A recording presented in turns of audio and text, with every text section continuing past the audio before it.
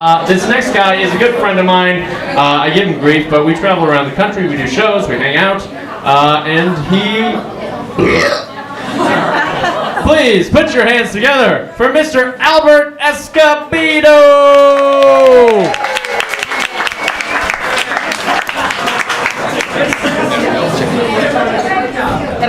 I'm sure the microphone smells great now. So I went home recently. I just got back from Chicago about 2.5 weeks ago. And I went home because my mother was begging me to come home. I hadn't been home in 2.5 years before that.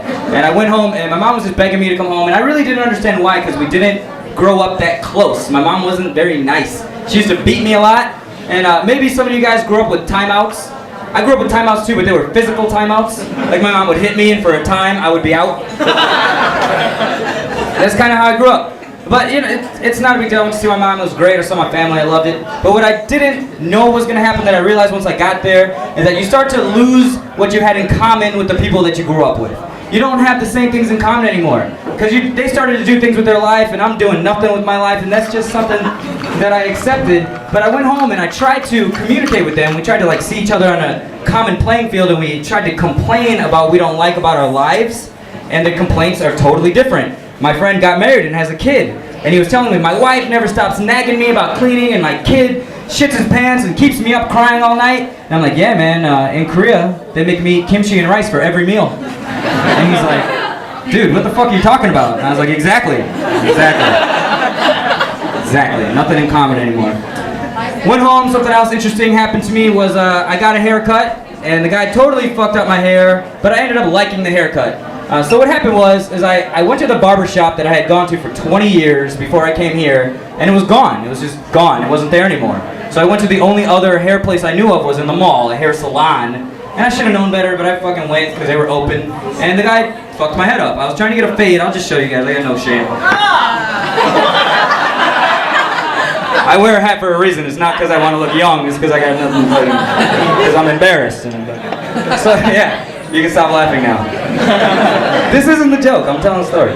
So I went to go get my hair cut, and I started to get a fade, and if anybody knows what a fade is, it kind of starts right here, it's short here, and it gets longer, longer, longer. So he's fading me up, and it's just getting higher, and higher, and higher, and then he's like up here, and I'm like, dude, that's not a fucking fade anymore. You're just buzzing my head. And as I'm realizing that he's ruining my head, just ruining it, and I stop and look at him, and he stops cutting my hair, and then he looks down at me, and he stops, and he's like, what do you think I should do?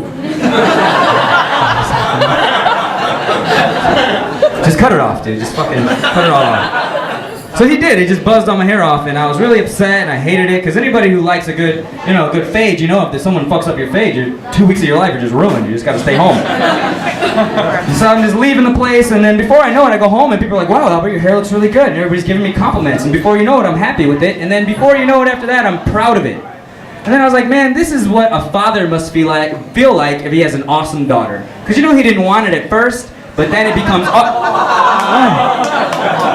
no, Dad, no man wants a daughter at first. But that's not a good, that's a dumb judgment. That's an immature judgment. Let me finish, all right? Don't judge me yet. We're not done. I'm like a third of the way into the joke, so just give me a chance. Give me a chance. It's like seeing a guy with an awesome daughter. You ever seen a guy out with his daughter and you think to myself, wow, there's a great man. There's a great man. Way to go, Dad. Like if you ever saw Kim Yuna and her dad, wouldn't you be like, hey, Mr. Kim, way to turn lemons into lemonade, buddy. That's pretty, that was the shitty part. That's why nobody laughed. But I'm just kidding. Like I said before, now I would totally rather have a daughter now, because I teach kindergarten and boys are a fucking nightmare. I would totally rather have a girl now. Clap for that shit, because I know it's terrible. Boys, they just take too much energy, and I'm just getting older. I'm 29 this month. And I know that's not that old, but it's old enough to know that I can't be teaching a boy how to climb trees and how to pull out properly, you know what I'm saying? He's gotta learn that shit on his own like his old man did. He's gotta learn how to do it by himself. But a girl, I'll play fucking Barbies all day. I gotta sit there and put clothes on her, there's no problem. I can do that. But if I had a daughter, I think that I would have to teach her something, right? I would teach my daughter how to fight. I would teach her how to fight. Because the only thing I would ever really worry about with my daughter is her getting raped. That's the only thing I would worry about.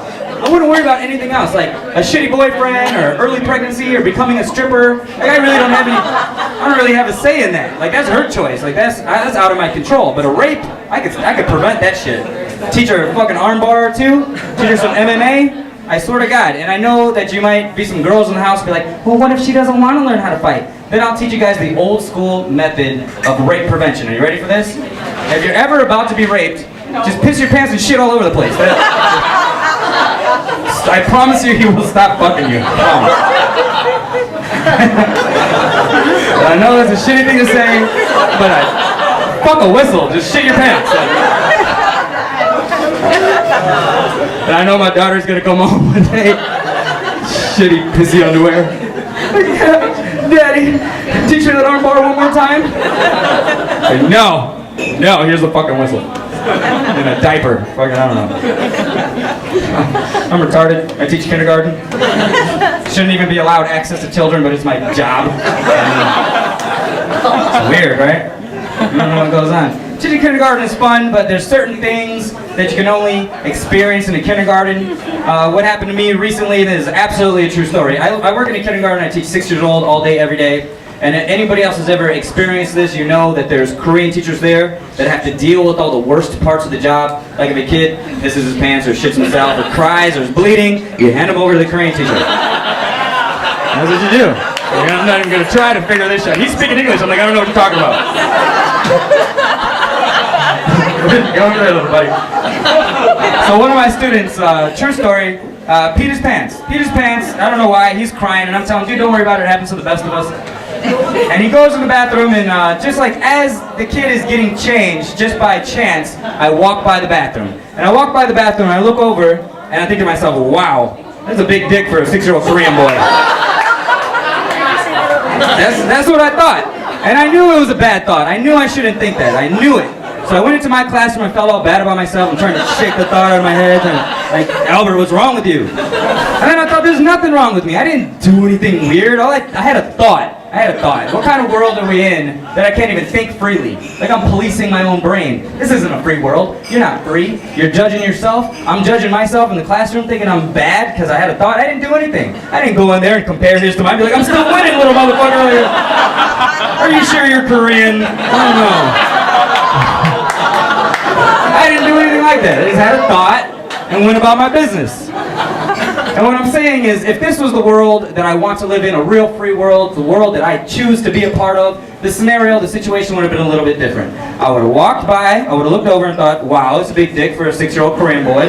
I would have continued into my classroom, I would have got out my sticker book and gave that kid the first sticker he ever deserved. The first one he ever really deserved. Thank you. That's my time. My name's Albert. You guys have a great night.